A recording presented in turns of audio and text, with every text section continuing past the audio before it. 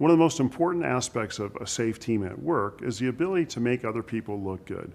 Taking a few minutes to get outside of yourself to help those around you a little bit more is really going to give you a greater sense of trust. When you have a greater sense of trust among all your teammates, you have a much safer team. The first thing I learned is that if there is something that's different about you or that makes you uncomfortable, it may be your greatest asset. 7'4", making his all-star debut from the Utah Jazz, center Mark Eaton. Right to left, Eaton there to help, and he blocks it for Eaton to block it right out of bounds. Eaton blocks it, grabs it out the hill. What a play by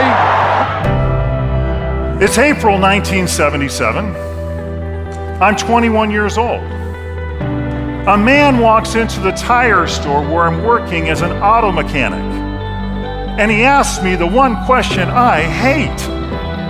Do you play basketball? You'll hear the story of how I went from a 21-year-old auto mechanic who couldn't play basketball to an NBA All-Star. Good position, little turnaround jumper, blocked by Eaton. Eaton goes down with the ball. When I come and share my presentation with your team, I'm going to share with you the tips and techniques that I learned as an NBA player.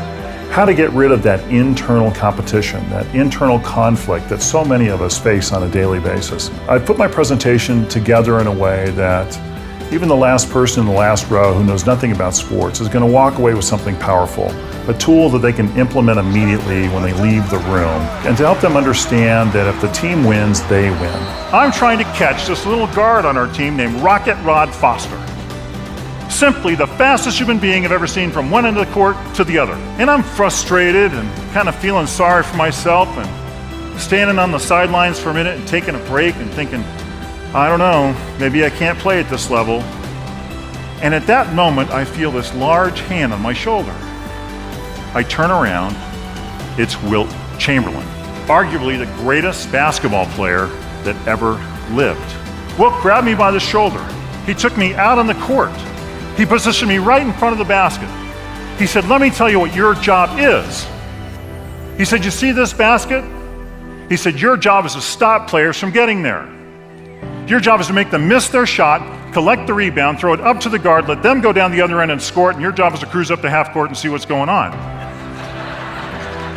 Wilt showed me what my job was and how doing what I did would benefit my team. In that moment, I knew what I needed to focus on and what I needed to let go of. That 5-minute conversation took me to a 12-year NBA career, being named Defensive Player of the Year twice, and in 1989, I was named an All-Star. He crashes in, goes to Green, blocked by Eaton, picked up by Magic, blocked by Eaton, and it goes out of bounds. Oh baby, big mark everywhere. It's that person that comes up after me and says, thank you, I really needed to hear that message today. It really made a big difference for me.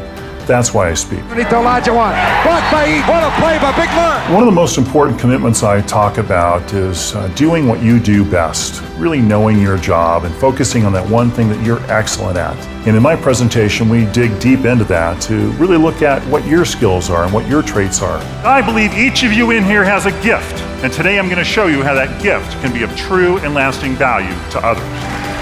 I look forward to the opportunity to speak to your organization. And my promise to you is that I will simply be the best speaker you've ever had. Your attendees will walk out of the room inspired, energized, and excited with new tools they can use immediately to take your organization to the top.